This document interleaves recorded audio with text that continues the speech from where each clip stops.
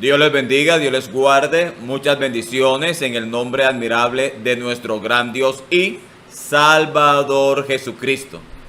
Hoy tenemos un invitado muy especial, está con nosotros nuestro hermano Julio César Clavijo Sierra. Es una bendición poder contar con la presencia del hermano Julio, el cual es querido por los hermanos unicitarios y también por muchos amigos. En el día de hoy está aquí compartiendo en familia, estamos aquí en la casa, gloria al Señor. El hermano Julio nos ha venido a visitar y aprovecharlo para brindarles un hermoso estudio, el cual será de grande bendición. Hermano Julio, Dios lo bendiga. Bienvenido aquí al canal. Le bendiga, hermano Luis, un placer estar aquí con usted en esta hora. Me da mucha alegría poder visitarle en su casa, aquí en la ciudad de Bucaramanga. Qué bendición tan grande que nos permite el Señor de estar juntos. Y qué bueno que vamos a hablar de un tema de mucha importancia, de mucha relevancia, que va a demostrar que la fe de la unicidad de Dios es la fe antigua de la iglesia. Así es. Amén. Que es la fe que creía la iglesia primitiva. Este tema es hermoso, gracias a Dios. Qué bueno que podamos estar juntos para hablar acerca de este tema que traemos hoy, que es los prólogos monarquianos. Los prólogos monarquianos. Los prólogos monarquianos mayormente de los evangelios. De los evangelios. De los evangelios, ¿verdad? Amén. Básicamente un prólogo es un escrito colocado en el comienzo de una obra, ¿verdad? Y ese escrito lo que va a hablar es acerca del contenido de la obra y de su autor. Exactamente, y como estamos hablando de prólogos a los evangelios, entonces está hablando del autor del evangelio, digamos de Mateo. Y del propio evangelio. Y del propio evangelio, ¿de qué trata? Exactamente, sí, hermano Luis. Bueno, esto es muy importante porque hoy estaremos hablando acerca de unos prólogos que se encontraban o que se encuentran en algunos evangelios, mayormente con relación al evangelio de Mateo. Es muy importante ese prólogo, y ese prólogo se llama prólogo monarquiano, o así se titula o así se le llama, porque esos prólogos o esos escritos evidencian que el monarquianismo, que la doctrina de la unicidad hoy conocida, el monarquianismo, fue la creencia popular de los primeros siglos de la era cristiana después de los apóstoles. Esta fue la enseñanza apostólica que desarrolló la iglesia primitiva.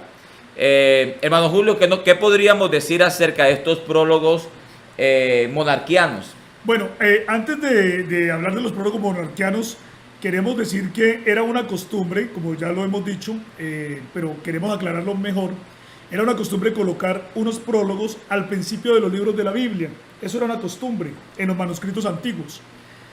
Sin embargo, destacados investigadores de la patrística, ¿sí? Y vamos a citar aquí fuentes de patrólogos católicos y trinitarios. Ellos han comentado, por ejemplo, cuando nosotros vemos aquí en la misma enciclopedia católica, fíjese usted este detalle que dice.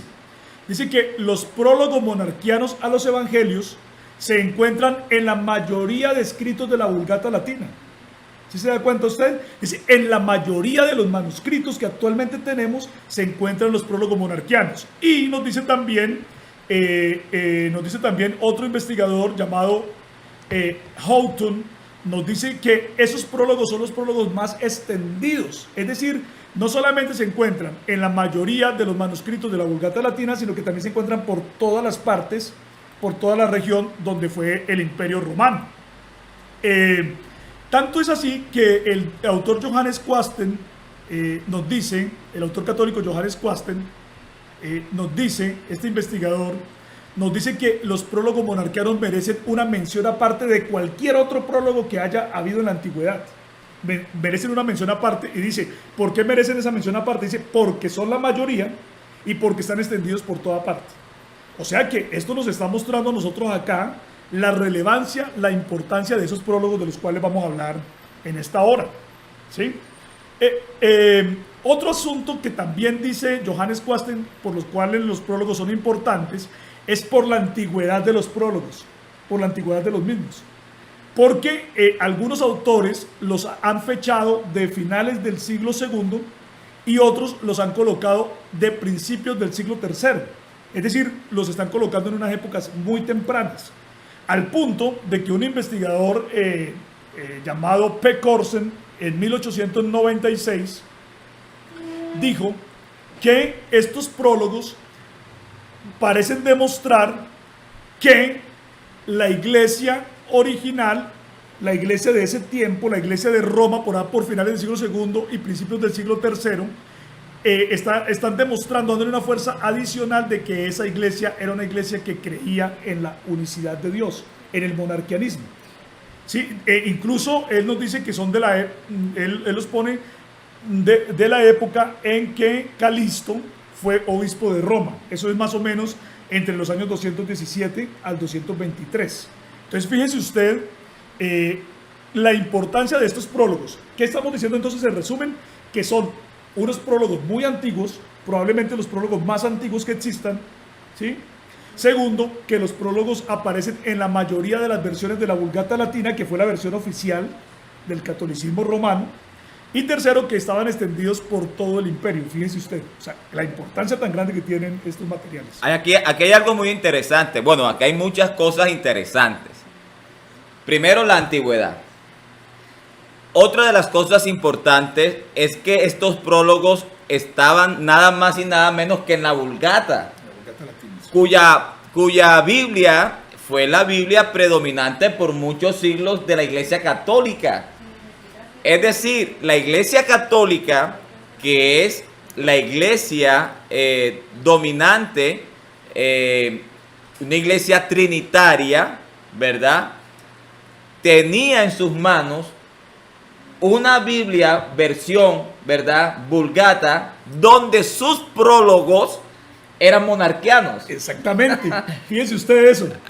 Fíjense usted eso. Eso es una prueba contundente de que la unicidad era la doctrina dominante. Porque ¿cómo era posible que esos prólogos fueran a parar en una versión que avalaba el catolicismo romano? Pero ya vamos a hablar algunas cosas interesantes también acerca del asunto de por qué nosotros estamos defendiendo la antigüedad de esos prólogos y alguna controversia que hay de que dicen que los prólogos son más recientes. Antes de entrar a ese punto, me gustaría también que se tuviera en cuenta esto, y es que Tertuliano, quien es el primer autor trinitario, es decir, antes de Tertuliano no conocemos a ningún trinitario, sino es a partir de Tertuliano. Y eso que Tertuliano no creía en la Trinidad. No era un trinitario ortodoxo. No era un trinitario ortodoxo, eso. Tertuliano dijo en el capítulo 3 de su obra Contra Praxias, que fue escrita alrededor del año 213, dice que el monarquianismo era la fe de la mayoría de los creyentes de su época. O sea, él lo admite, lo dice, lo reconoce. Él está mostrando que la idea de él era una idea nueva que competía contra lo que la iglesia ya había creído durante mucho tiempo, lo cual que era el monarquianismo. ¿Por qué se llamaba monarquianismo a la fe de la unicidad en ese tiempo? Porque los creyentes en la unicidad enfatizaban en que Dios es un solo rey, el creador del universo. Monarquianismo viene de monos, uno, y arca, rey. Entonces, ellos se identificaban como monarquianos en que insistían en que el rey del universo es un solo Dios personal, en contraste con la pluralidad de la que empezaba a hablar Tertuliano. Y aún más está también el testimonio de Orígenes de Alejandría, quien es el primer trinitario que habló acerca de la doctrina del Hijo Eterno. Antes de Orígenes nadie había hablado de esa doctrina, que además es una doctrina completamente irracional. Usted ha hecho unos programas muy buenos acerca de lo contradictorio que es esa doctrina de un hijo que es eterno pero que es engendrado. Ese punto es bien importante y demuestra que Orígenes fue el que generó esa doctrina, pero lo que llama la atención es que Orígenes, en su obra llamada Comentarios al Evangelio de Juan, en el libro 1, en el capítulo 23, admitió que el monarquianismo era la doctrina de la generalidad de los cristianos de su tiempo. Imagínense usted, de la generalidad de los cristianos de su tiempo. Es decir, él reconocía que él estaba en una minoría en ese tiempo. Entonces, cuando nosotros vemos esto, no es ninguna sorpresa entender que los prólogos monarquianos eran realmente de finales del siglo II o principios del siglo III, como lo reconoció o como lo propuso ese autor P. Corsen, ¿cierto? Él lo pone así porque dice, esto demuestra el carácter monarquiano de la iglesia de esa época. ¿Por qué lo dice Corsen así? Porque Corsen conocía lo que dijo Tertuliano y también conocía lo que había dicho Orígenes. Fíjese usted que son dos grandes apologistas de la Trinidad que admitían en ese tiempo que ellos eran la minoría y que el monarquianismo era la doctrina de la generalidad de los creyentes. Claro que sí. Bueno, creo que este tema es muy precioso. El hermano Julio César estaba tocando acerca de Tertuliano y de Orígenes, quienes admitieron por escrito que el movimiento monarquiano, modalista, era la creencia popular de ese tiempo. Ahora, una creencia para que llegue a ser popular no nace de la noche a la mañana. Era popular porque venía con un auge y un desarrollo histórico para el tiempo de Tertuliano y para el tiempo de Orígenes. Obviamente, la creencia del monarquianismo era la que era conocida en su amplio territorio. Ahora, otra de las cosas que es muy significativo es que Orígenes no solamente manifestó que los monarquianos era la creencia popular, sino que Orígenes se levanta en contra de los monarquianos porque los monarquianos colocaban a Jesús como el Dios Altísimo. Y para Orígenes el único Dios Altísimo era en relación al Padre. Entonces observe que si bien es cierto, Orígenes habló del Hijo como una persona eterna, al mismo tiempo Orígenes tenía algunos destellos de colocar a Jesucristo, al Hijo de Dios, como ser inferior al Padre.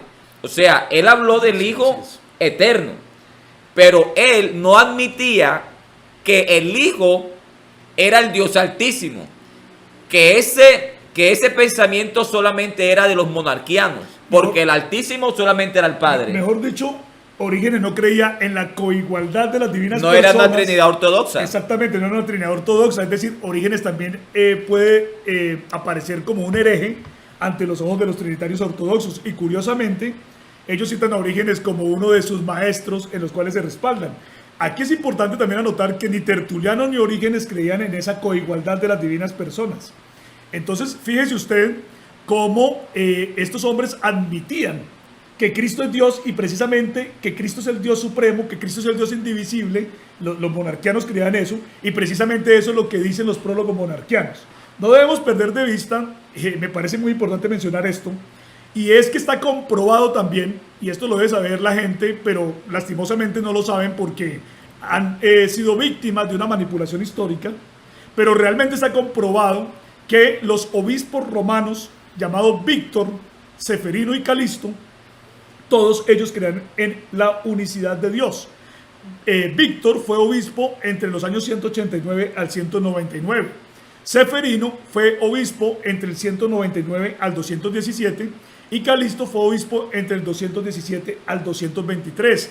Además, por los mismos testimonios, tanto de Tertuliano como de Hipólito, como de Orígenes, nos damos cuenta que habían muchísimos más líderes unicitarios en esa época que no eran obispos, pero que eran maestros reconocidos en Roma.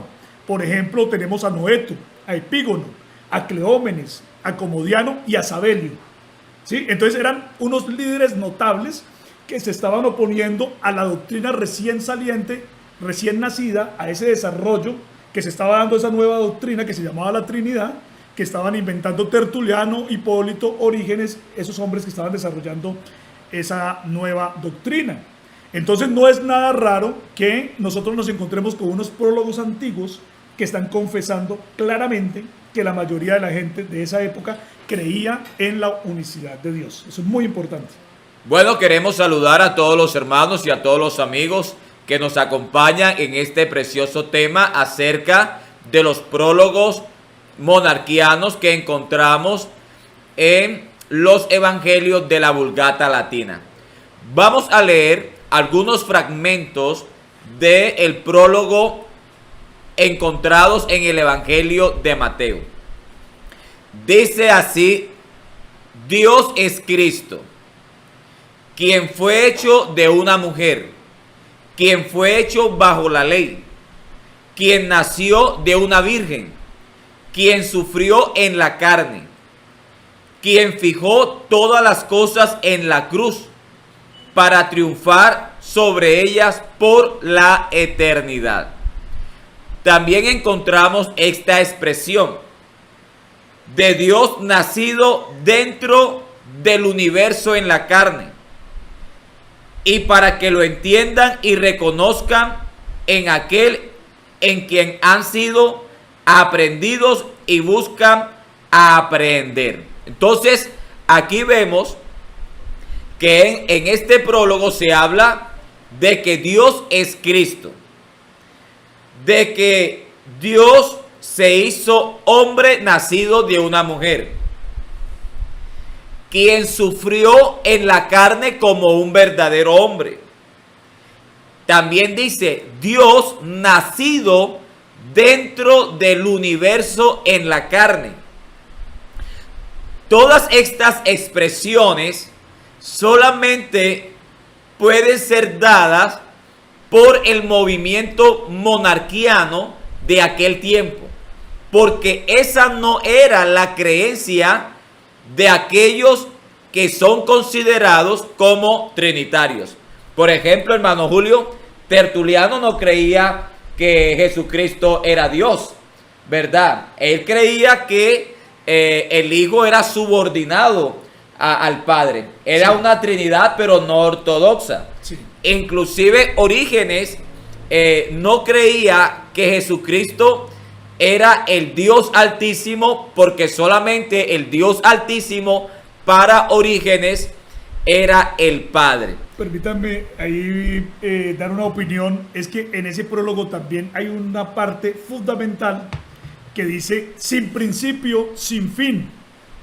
Hablando de Cristo. Cristo es sin principio, sin fin. Mostrando que Él es uno con el Padre porque Él es uno. Fíjense ahí. Para Tertuliano, Cristo sí tenía un principio. Para Orígenes no, porque es el que desarrolla la doctrina del Hijo Eterno. Pero habla de una subordinación. Pero llama la atención que ese prólogo de Mateo, ese prólogo monarquiano de Mateo dice sin principio, sin fin, Cristo. Mostrando que Él es uno con el Padre porque Él es uno. O sea que está hablando claramente que Cristo es uno solo. Es el mismo Padre, pero mostrándose como en la carne, como lo hemos visto ahí en ese prólogo. Es algo muy maravilloso, cómo se muestra tan claramente, tan nítidamente ahí la doctrina de la unicidad de Dios, el monarquianismo. Bueno, hermano Julio, aquí hay algunas cosas interesantes. Queremos que usted nos explique acerca de unos estudios que hacen algunos historiadores acerca de este prólogo, de estos prólogos monarquianos. Pero, hermano Luis, antes de pasar a esa parte de ese cuestionamiento de que los prólogos son un poco más tardíos, quisiera también que usted aprovechara de una vez y nos leyera el prólogo, la parte del prólogo monarquiano de Lucas, donde también hay una frase maravillosa. Creo que es bueno leerla en este momento. Ok, bueno, una frase que encontramos en el prólogo del Evangelio de Lucas dice, hablando acerca de Dios, dice de Cristo, acerca de Jesucristo, de Jesucristo, sí, que es Dios en la carne. Amén. Sí. Dice que Él es el Dios indivisible, es decir, Cristo, obra propia del hombre perfecto entre los hombres. Entonces, aquí en este prólogo nos presenta que Cristo es el Dios indivisible. Amén. Y que este Dios, que es indivisible, hizo su obra en esta tierra en la carne. Como el hombre perfecto. Como el hombre perfecto. Sí, no está diciendo que Cristo es una segunda persona. No está diciendo que Cristo es un hijo eterno. No está diciendo que Cristo es un segundo o una parte de Dios. No, dice que Cristo es el Dios indivisible. Qué cosa tan maravillosa, ¿cierto? Tan hermosa. Cómo la unicidad de Dios resalta tan nítidamente que es evidente que esos prólogos monarquianos están hablando de la unicidad de Dios sin rodeos, de una manera nítida, precisa, clara, transparente. Claro que sí. Y estos prólogos estaban nada más y nada menos que en la Vulgata Latina, que era la Biblia que usaba la Iglesia Católica. Imagínense, sí. Imagínense que estos prólogos, que son considerados monarquianos, estaban en la Biblia que utilizaba la Iglesia Católica, que era nada más y nada menos que trinitaria. Y estos prólogos estaban en la Vulgata Latina porque era la creencia popular y universal con relación a la fe de los cristianos. Entonces, esto es muy importante acerca del contenido de estos prólogos monarquianos. Bueno, quiero hablar entonces ahora sí acerca de la controversia que han generado unos autores, sobre todo el autor llamado o conocido como J. Chapman, quien en principios del siglo XX cuestionó las investigaciones de Corsen y de Dodgson, quienes habían asegurado ya que los prólogos eran de principios del siglo III, es decir, de por allá de la época de Calisto, 217 al 223, ellos lo habían hablado en ese tiempo, precisamente por lo que usted acaba de leer, por la claridad, por la nitidez con que esos prólogos hablan acerca de la unicidad, pues eso ha molestado a los trinitarios.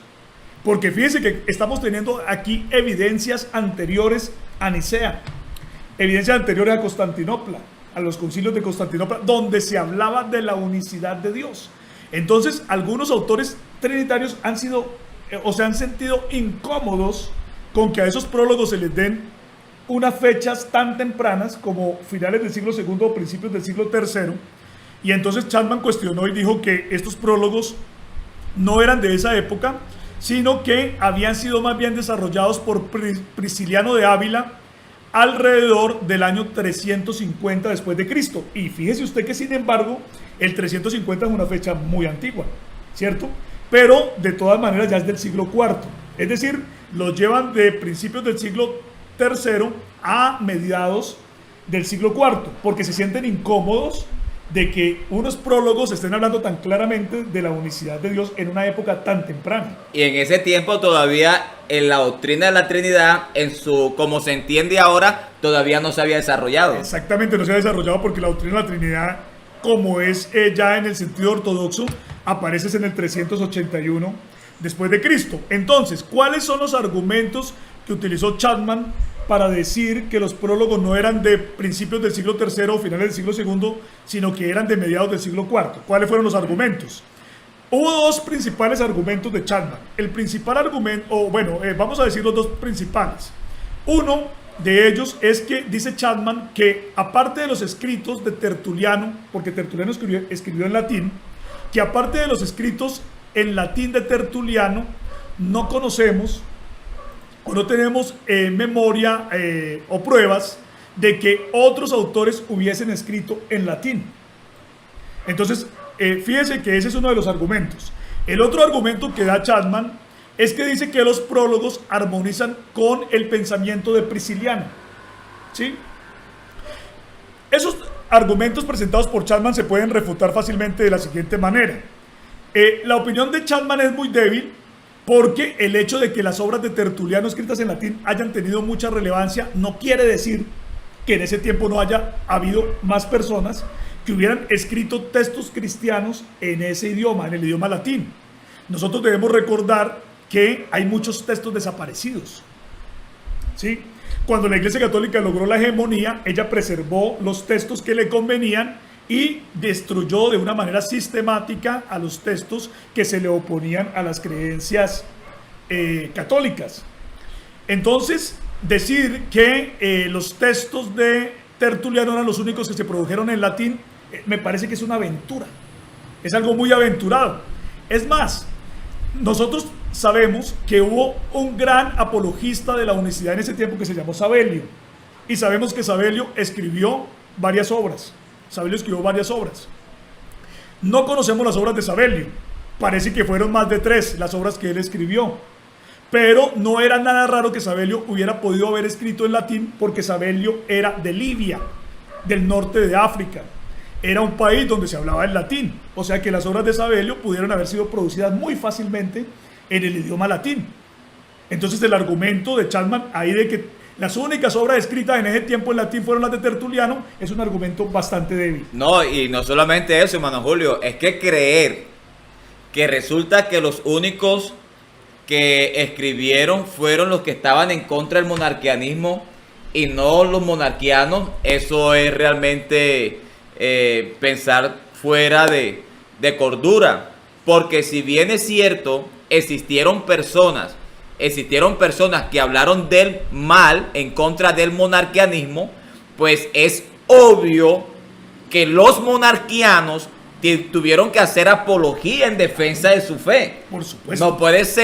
No puede ser que Tertuliano, Orígenes escribieron en contra del monarquianismo y los monarquianos no hicieron apología de su fe. Claro, no O tiene sea, sentido. eso no tiene sentido No tiene histórico. sentido. Además está supremamente demostrado que el catolicismo romano hizo una destrucción sistemática de obras que se le oponían. Ahora, el asunto es cómo sobreviven los prólogos monarquianos, es porque eran muy populares. Por más que intentaron destruirlos, no pudieron, al punto que quedaron en la mayoría de los manuscritos antiguos de la Vulgata Latina, a los evangelios. El otro argumento que dice que Prisciliano, la doctrina que aparece en los prólogos se parece a la doctrina de Prisciliano, simplemente quiere decir es eso, que los prólogos tienen una doctrina parecida a la de Prisciliano, pero no necesariamente quiere decir que fueron producidos por Prisciliano, eso no tiene ningún sentido. Entonces estamos viendo aquí que el argumento de Chapman es un argumento que es fácilmente refutado. Tanto es así que en algunas obras nosotros leemos que se dice, en algunas obras católicas y trinitarias protestantes se dice que está comprobado que los prólogos son del siglo IV o principios del siglo V. Pero resulta que no es verdad, eso no es cierto. Muchos autores católicos como trinitarios protestantes han estado incómodos con ese argumento al punto de que voy a citar aquí unos ejemplos. El autor católico Joseph Fismer escribió lo siguiente: algunos investigadores, abro comillas, dice, algunos investigadores han llegado incluso a atribuirle una datación posterior al prólogo monarquiano al tercer evangelio. Sí, están diciendo, él está reconociendo que algunos han dicho, no es del siglo segundo, no es del siglo tercero, es posterior. Pero fíjense lo que él dice ahí, dice, aunque realmente no se puede decir que esta opinión sea cierta. Fíjense. Y estamos hablando aquí de un autor católico. Otro investigador católico llamado el padre Miguel Ángel Fuentes dijo lo siguiente: el prólogo monarquiano de Juan es el prólogo más antiguo que se conserva, dice él. ¿Sí? O sea que estamos viendo que esa opinión que aparece en algunos textos que dice que es general, que los prólogos son del siglo IV, no es verdad, no es verdad que sea general. Mucha gente, muchos investigadores no están conformes con esa posición, ¿sí? No están conformes con ese asunto. Veo que el hermano Luis también tiene una fuente que vale la pena citar. Sí, antes de citar esa fuente, quiero nuevamente traer a la memoria de lo que se encuentra en algunos prólogos. Por ejemplo, el prólogo de Mateo: Dios es Cristo, quien fue hecho de una mujer, ¿verdad? Y hablando acerca de Cristo como Dios, dice, sin principio, sin fin, mostrando que Él es uno con el Padre, porque Él, o sea, Cristo, es uno. Así que este uno no es porque, como los creen la Trinidad, que el Padre y el Hijo son uno porque es el mismo Dios. Sí, que uno compuesto. No, no. Aquí están hablando Aquí es de uno de como persona. Absoluto. Como verdad, claro que persona, sí. sí. Entonces, eso es muy importante. Y dice, Dios nacido dentro del universo en la carne como el varón perfecto. Amén. Sin dejar de ser Dios, ¿verdad? Ahora, recordando también lo que dice el prólogo aquí de Lucas, dice, el Dios indivisible, es decir, Cristo, ¿verdad? Así lo dice. Sí. El Dios indivisible, es decir, Cristo. Amén. Claro, en el prólogo de Lucas habla de que Jesús es el Dios indivisible. Y en Mateo dice que Cristo y el Padre Es uno. Ok, ahora, y dice que este Dios indivisible hizo su obra perfecta aquí en la tierra como el verdadero hombre, como el hombre, como nuestro pariente redentor. El hombre perfecto. Como el hombre perfecto. El pariente redentor, sí. Sí, señor. Ahora, les voy a decir lo siguiente. Resulta que en la página católica, católica.net, ellos hacen una apología o ellos hacen una explicación porque ellos van a mostrar la autenticidad del Evangelio de Juan.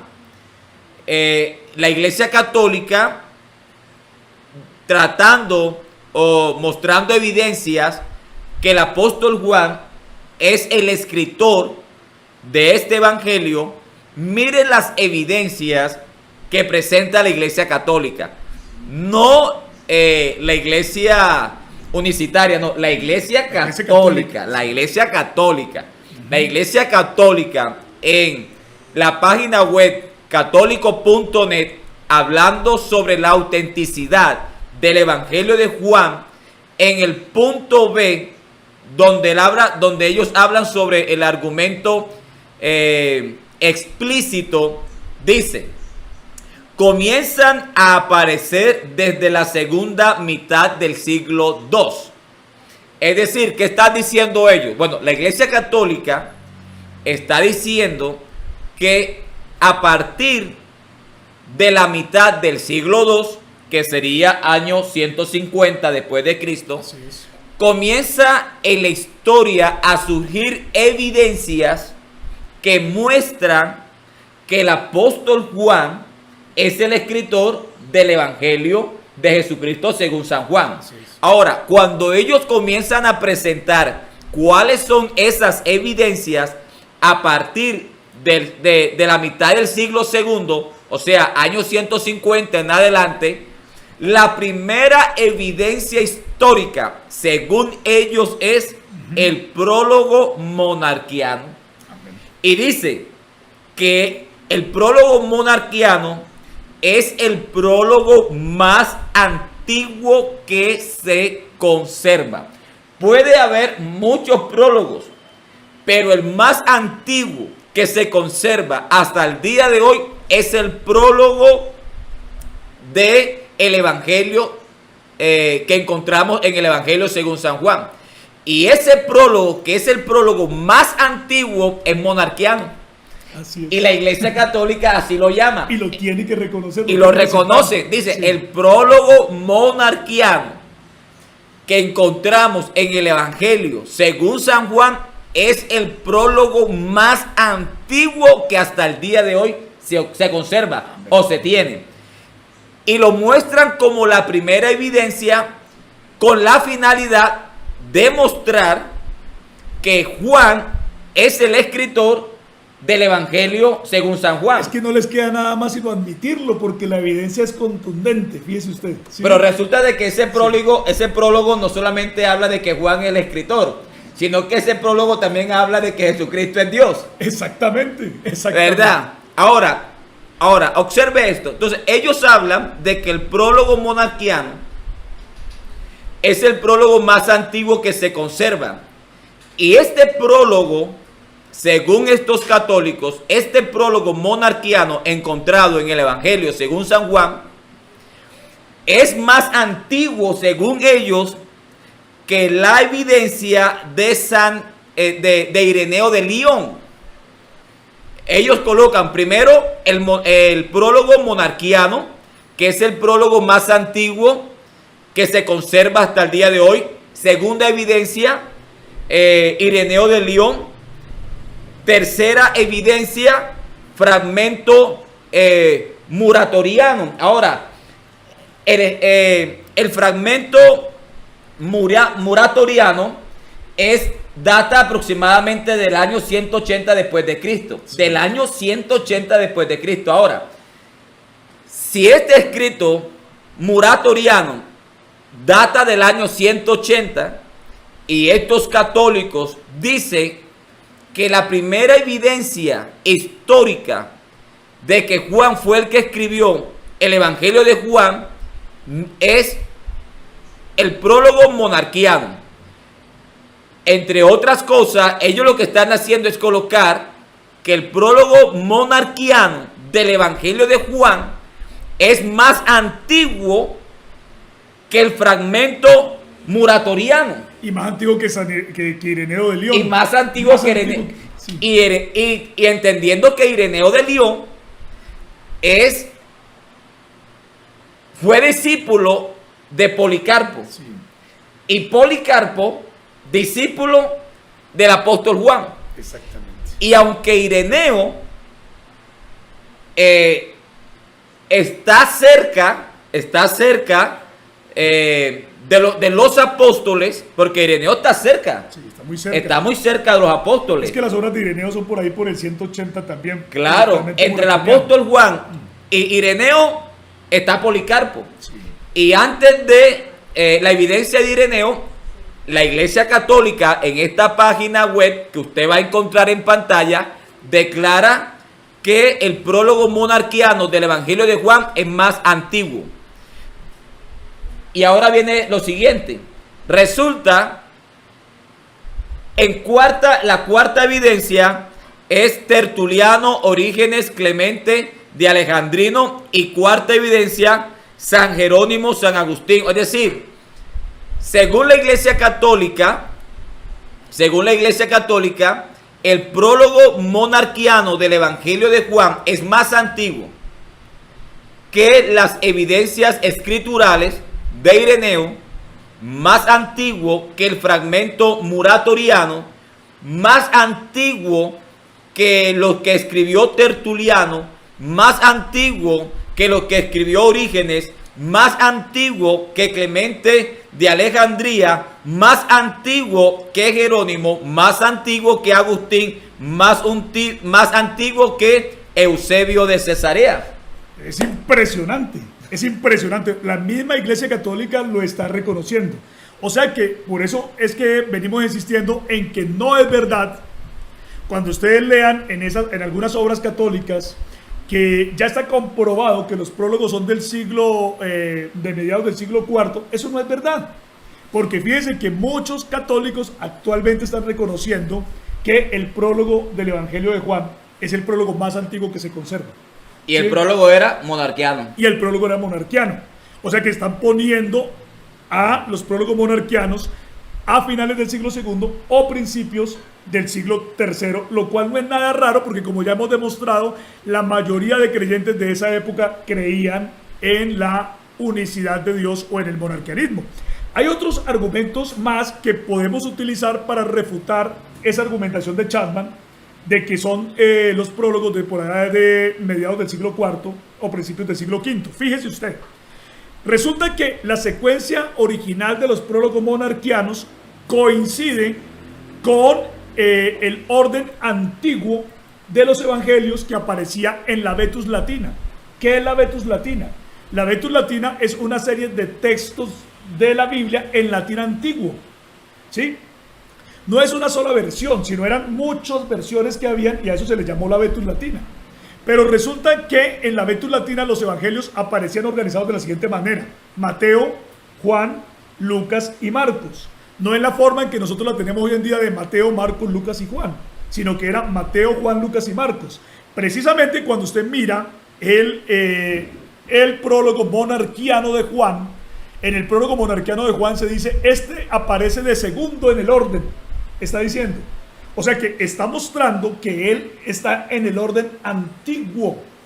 ¿Qué nos está mostrando eso entonces? Que si aparece en el orden antiguo quiere decir que estos prólogos no aparecían o no aparecieron a partir de la Vulgata Latina, sino que estos prólogos realmente estaban en la Vetus Latina. Es decir, estaban en la versión de la Biblia en el latín antiguo. Así estaban acomodados. Y por eso cuando la versión de la Vulgata Latina, que apareció definitivamente en el 405, ¿sí?, cuando aparece la Vetus Latina, aparece la Vulgata Latina, esos prólogos que ya estaban en la Vetus Latina se meten dentro de la Vulgata. ¿Por qué? Por la fuerza de la tradición, por la fuerza de lo que ya era costumbre, ¿sí? Entonces, pero vemos en ese orden, ya vemos que los prólogos verdaderamente estaban desde la Vetus Latina, realmente estaban desde allá. Es muy importante tener eso presente. O sea que, hermano Julio, lo que usted nos está diciendo es que, a ver, yo miro aquí rápidamente. O sea que anteriormente no estaba Mateo, Marcos, Lucas y Juan, sino que el orden era Mateo, Juan, Lucas y Marcos. Así es, así era el orden. Así era el orden en la Vetus Latina. En la Vetus Latina, donde se encuentran estos prólogos. Sí, y fíjese, ya que usted me llama la atención en ese punto, pues entonces vale la pena también mostrar una parte de lo que dice ese prólogo. Permítame aquí, voy a mostrarle. Aquí quiero leer solamente para mostrar aquí cómo se está diciendo que el Evangelio de Juan era el que aparecía de segundo. Permítame, vamos a tratar de encontrarlo acá. Aquí, miren, aunque se dice, miren lo que está diciendo acerca del prólogo de Juan. Dice, aunque se dice que él escribió el Evangelio después de todos los demás, es decir, Juan escribió el Evangelio después de todos los demás, dice, sin embargo, en la disposición del canon se coloca después de Mateo. Fíjense lo que está diciendo. O sea que está mostrando que aquí el orden era diferente. Es decir, esto es de la Vetus Latina. Esto no es de la Vulgata, sino de la Vetus Latina. Dice que la secuencia original de los prólogos monarquianos, ¿sí? Está en consonancia con el orden en que aparecían los evangelios en la Vetus Latina. Resulta que en la Vetus Latina el orden de los evangelios canónicos no aparecía como aparece hoy en día Mateo, Marcos, Lucas y Juan, sino que el orden antiguo era Mateo, Juan, Lucas y Marcos, ¿sí? Y resulta que cuando nosotros estamos leyendo el prólogo monarquiano de Juan, nos damos cuenta que en ese prólogo se está reclamando que Juan aparece de segundo después de Mateo, ¿sí? Por ejemplo, miremos aquí lo que dice este texto, dice, voy a leer el prólogo monarquiano de Juan, dice, aunque se dice que él escribió el Evangelio después de todos los demás, o sea, Juan escribió el Evangelio después de todos los demás, sin embargo, en la disposición del canon se coloca después de Mateo. O sea que aquí se está mostrando, dentro de la misma evidencia del prólogo monarquiano de Juan, que él aparecía después de Mateo. Y ese es el orden antiguo, es decir, el que se encontraba en la Vetus Latina.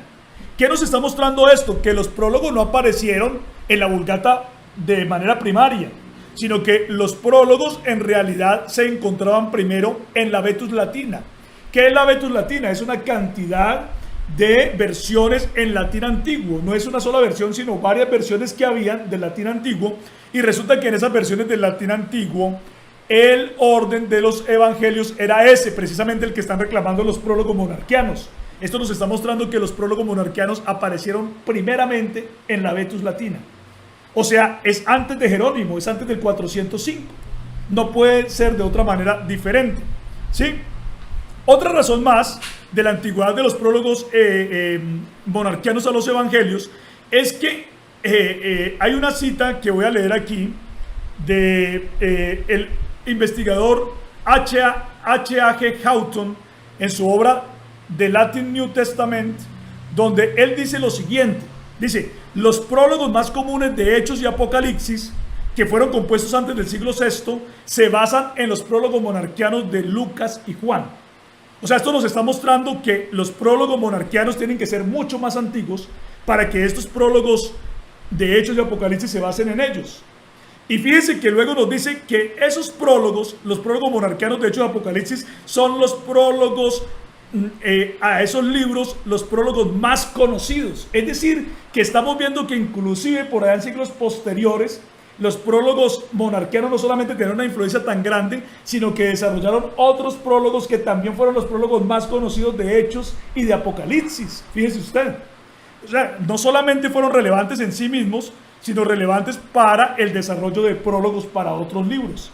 Y se llaman los prólogos monarquianos de Hechos y Apocalipsis. Y por último, y este es el argumento que creo yo es el más de los más fuertes, es que no tiene sentido alguno argumentar que los priscilianistas, quienes fueron tan ferozmente perseguidos por el catolicismo romano a partir de la muerte de Prisciliano, que la muerte de Prisciliano se dio en el año 385, no tiene ningún sentido decir que unas personas perseguidas iban a tener tanto poder, tanta influencia para hacer que los prólogos monarquianos se metieran dentro de la Vulgata Latina, que llegó a ser la versión oficial del catolicismo romano. Eso no tiene sentido, porque precisamente a la gente que tenía ideas priscilianistas los mataban. Entonces, si alguien se atrevía a colocar prólogos monarquianos dentro de la Vulgata, ¿qué le iba a pasar? Pues de una vez iba a recibir la muerte, porque precisamente en el concilio de Constantinopla del 381 se dijo que cualquiera que se opusiera a la Trinidad tenía que ser muerto. Ahora, fíjese usted, en el 381 se dice eso y se aprueba la Trinidad de manera oficial. Antes no se había aprobado oficialmente la Trinidad ortodoxa, que las personas son consustanciales, coiguales, coeternas, ¿sí? Se aprobó en el 381. A Prisciliano lo asesinan en el 385 por su fe en la unicidad de Dios y por otras razones, porque él no compartía que la iglesia se uniera con el Estado, por ejemplo. Entonces él es muerto en el 385. En el 405 es cuando aparece la Vulgata Latina por primera vez. ¿Cómo va usted a pensar que unos herejes, a los ojos del catolicismo romano, iban a ser tan poderosos para poder influenciar la Vulgata si la Vulgata ya la estaba produciendo la Iglesia Católica? Entonces lo que estamos viendo más bien es que en la Vulgata Latina aparecen los prólogos monarquianos, porque por la fuerza de la tradición ya habían aparecido durante muchos años y la gente estaba acostumbrada a verlos, a saber que la unicidad era la creencia antigua. Y el hecho de que los prólogos se hubieran mantenido en los siglos posteriores al concilio de Constantinopla está demostrando que mucha gente creyó en la unicidad en esas épocas, que aunque la Iglesia Católica lo aceptó de manera oficial, muchas personas recibían la verdad de la unicidad todavía y la creían, porque dice ahí que en toda la investigación que tenemos encontramos que esos prólogos persistieron durante muchos siglos. Es decir, hay una evidencia poderosa, no solamente que los prólogos son muy antiguos, que eran la creencia, están reflejando la creencia antigua de la Iglesia, sino que después de que la Trinidad fue aprobada, también hubo mucha gente que siguió creyendo en la unicidad, a pesar de que el catolicismo romano había impuesto por la fuerza la Trinidad, pero mucha gente parece que no la creía. Porque, o si no, ¿por qué los prólogos permanecieron o supervivieron por tanto tiempo, al punto que se dice que la mayoría, como dice Johannes Quasten, la mayoría de los prólogos, de los manuscritos de la Vulgata Latina contienen los prólogos monarquianos? Claro, a ver, retomando las palabras del hermano Julio César, resulta que algunas personas que les cuesta aceptar toda esta carga de evidencias han manifestado que esos prólogos monarquianos fueron consecuencia de que Prisciliano los estableció, es decir, que Prisciliano fue el que escribió esos prólogos que se encontraban en la Vulgata Latina. Entonces, a las palabras de nuestro hermano Julio César, lo que nosotros nos preguntamos es, ¿cómo Prisciliano, quien fue ejecutado como un hereje porque no creyó a la herejía trinitaria, va a tener la fuerza, el poder de colocar un prólogo y que este prólogo estuviese en la Vulgata Latina y que la Iglesia Católica utilizara la Vulgata Latina con los prólogos de Prisciliano? No puede ser. Además porque Prisciliano fue asesinado en el 385 y la Vulgata apareció en el 405 de manera definitiva. Es decir, ese argumento no tiene sentido. No, es que no puede ser. Es que son, no, Sí. Póngase a pensar. Claro. ¿Por qué no existen los manuscritos de Sabelio? Porque lo destruyó la Iglesia Católica. ¿Y por qué los destruyó la Iglesia Católica? Porque ellos fueron considerados herejes. Claro, porque Es no decir, estaba de acuerdo con la doctrina católica. O sea, Sí. las personas que fueron consideradas herejes también consideraban como herejía sus escritos. Si Prisciliano fue ejecutado como hereje, entonces sus escritos también fuesen destruidos. Y no solamente fuesen destruidos, jamás se lo hubiese aceptado que la doctrina de Prisciliano estuviera dentro de la iglesia, dentro de la Biblia que utilizó la Iglesia Católica por muchos siglos. Por supuesto. Entonces no tiene ningún sentido decir que Prisciliano fue el que los metió o los priscilianistas los metieron dentro de la Vulgata Latina. Entonces fíjese usted toda la evidencia que tenemos para poder demostrar que los prólogos monarquianos son un argumento más histórico, poderoso, de que la doctrina de la unicidad fue la doctrina reinante, dominante de la iglesia primitiva. Y que aún después de aprobado el catolicismo romano, persistió durante mucho tiempo, precisamente por la fuerza de la tradición que traía, ¿cierto? Claro, y va a quedar aquí en pantalla, el link o el enlace donde usted va a encontrar que la Iglesia Católica en su página catholic.net declara que el prólogo monarquiano del Evangelio de Juan no solamente es el prólogo más antiguo de todos los prólogos que existan. ¿Cuál es el prólogo más antiguo? El prólogo monarquiano del Evangelio de Juan. Amén. Aparte de eso, estos trinitarios católicos, para argumentar que fue el apóstol Juan el que escribió el Evangelio de Juan, colocan el prólogo monarquiano del Evangelio de Juan y lo ubican nada más y nada menos que a mitad del siglo segundo. Amén. También vamos a dejar un link de un estudio que yo he desarrollado que se llama Los Prólogos Monarquianos, donde también ustedes pueden repasar mucho de lo que se ha tocado en esta conferencia, en esta charla. Hermano Luis, creo que la evidencia es abrumadora. El que quiera creer, que crea. El que no quiera creer, que no crea, ¿cierto? Pero nosotros, nuestra preocupación ha sido presentar evidencia a favor de la fe y desenmascarar ese mito de que la Trinidad era la doctrina de la iglesia primitiva, porque no hay evidencia que lo pueda sustentar. Antes de Tertuliano nadie fue trinitario. Antes de Orígenes nadie habló del Hijo Eterno. Y esta doctrina de la Trinidad desarrollada como ortodoxa aparece en el 381 en el Concilio de Constantinopla. Esa es la verdad. Esa es la verdad. Por eso le duele a algunos aceptar fácilmente que los prólogos son antiguos, porque eso es como darle como una bofetada a toda la tradición religiosa que ellos han recibido durante tantos tiempos, tantos siglos. No, y es que es increíble que la Iglesia Católica, siendo trinitaria y utilizando la Vulgata por muchos siglos, lo haya utilizado con los prólogos monarquianos. Y aparte de eso, quiero terminar con lo siguiente. Prólogo de Mateo. Dios es Cristo, quien fue hecho de mujer.